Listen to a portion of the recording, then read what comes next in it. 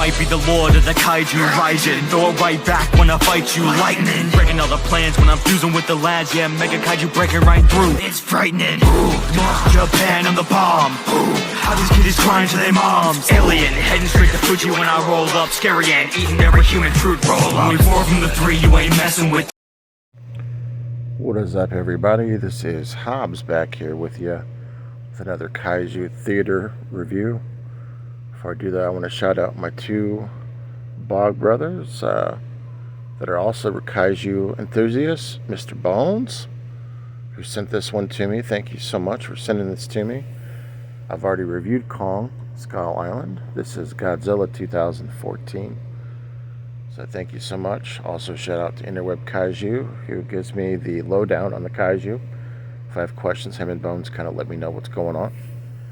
So this film is just over 2 hours and almost gets a 7 on IMDb, which is no surprise with this movie.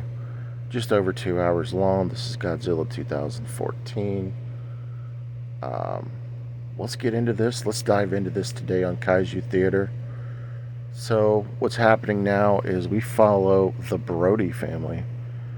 Now, a little side note, the director of this film was a huge Jaws fan.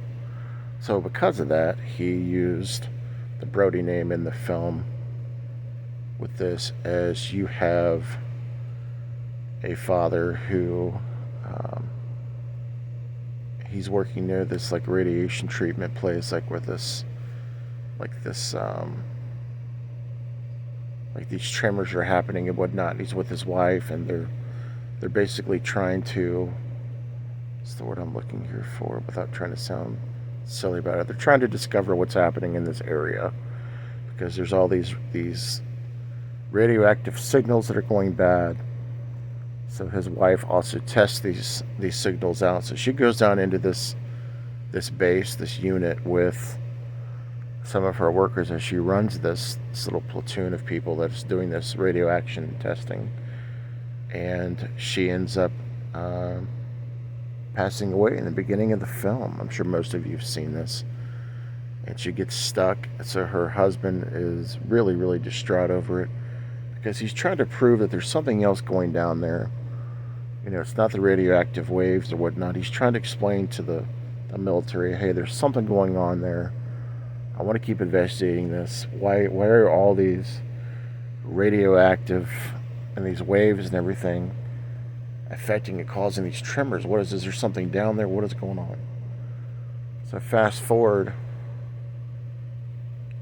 you know, another 15 years, and his son Ford is actually a lieutenant or colonel, I believe, in the Navy. And he is grown up now, and he's kind of got his own family, which is Ellie, which is played by Ashley Olsen, which is the Olsen twins' sister, I believe. It's the other Olsen. Not the twins, but the other one. And she's basically, she goes by Ellie. They have a little son. And she finally gets to see him as he comes back from the military. And the day that he gets back from the military, he gets a call saying his father's been arrested because he is trying to kind of breach security at this facility to try to still look into what's happening with these radioactive waves and this kind of nuclear activity that's going on at this facility. So he has to go bail him out of jail, basically, and try to get him to come home. Well, during that process, he gets there, meets his father, and all hell breaks loose. Ford then at that point is like, I don't know what's going on. There's something here. His dad realizes there's something here. And then monsters start to appear. Mutos, to be exact. There's 2 of them, and basically during this process his father ends up getting killed, and the Mutos are starting to take over. And this is in Hawaii, and basically all hell's breaking loose as Hawaii's been taken over, and in the process of the Mutos being released, Godzilla, that's right, Godzilla has also been released. And he's not happy about the Mutos. Because basically at this point, I try to figure out what is the heat between these. And the Mutos basically have pissed him off because they are stepping on his territory. All that radioactive signal, whatnot, I guess is considered to be food. And he's basically trying to wipe out extinct his population, and he's not happy about it. So Godzilla ends up going to war with the Mutos, and it ends up cultivating over in Nevada. Now when they're in Nevada is when all these big fights start to happen, and there are some nods to Elvis in the film too when they're in Nevada, which I thought was cool. This had a pretty cool soundtrack as well. I loved the acting. The acting was absolutely on point. Now this had a budget of $160 million, and it definitely almost doubled that. In fact, this did just as much as the first Pacific Rim film and the TriStar 98 Godzilla film. So this all cultivates into this epic battle at the end where you have Godzilla going up against the two Mutos basically. Meanwhile, Ford is trying to stop them as well with his military group that he's aligned with.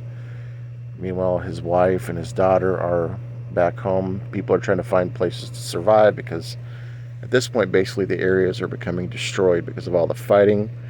There's typhoons that are happening, so water's going all over the place, so it's just epic. Now, my thoughts on the film, as I've rambled way too much, I really dug this one. This is probably my third favorite in the ones that I've reviewed so far. I really like the look of Godzilla in this one. I know that I was reading just some reviews just to kind of learn a little bit about the film after I watched it, and some people were saying, he looks a little too big. Not in my opinion, I think it works well, in my opinion. I like the look. And I thought he was dope. I thought it was a really cool looking Godzilla. Now, keep in mind, I still like the old Godzilla looks as well, but I really liked this one. I liked the movie overall. I liked the design of the Motus. I was telling Bones and Casey, they kind of look like, almost like, kind of like,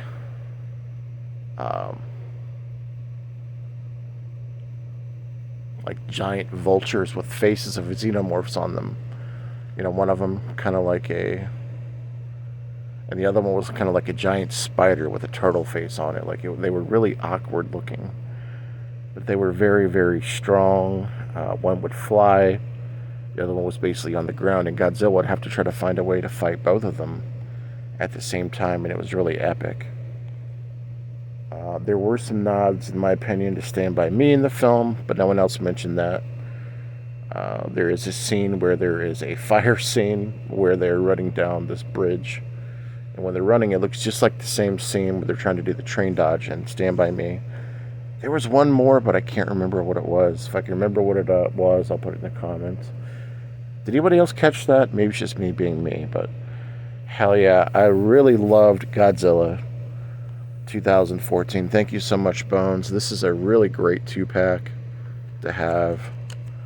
I noticed that I was able to find an additional case to put both of them separately out in. So,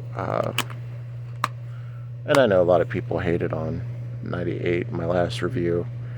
I read the comments. I still don't think it was as bad as everybody's making it out to be, but this one is definitely the much better of the two.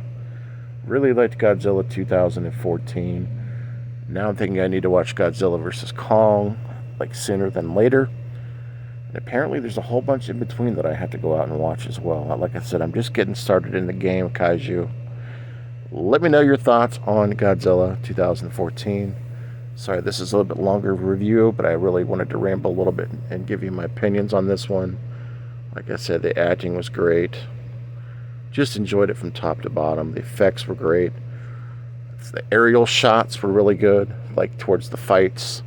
Towards the very top, you could see a little bit of the aerial, which is really nice to see. When the bridge is being torn down, Godzilla was just epic. Anyways, thanks for watching Kaiju Theater, Hobbs Horror. This is St. Paddy's Day, by the way. You'll see this, I believe, on Wednesday.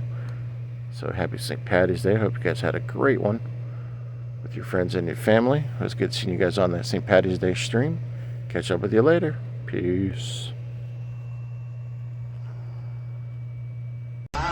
Welcome to the house on the A6 block. I'm just chilling on the porch in my chair I rock. I'm your host Jimmy Biggs with the ghoulish clip. The only light outside is the full moon lit. Welcome to a world mixed with evil and good. If you didn't plan on staying, then you misunderstood. This ain't a nightmare, the figment of imagination. Step aside and the house will awaken. Skeletons play the piano.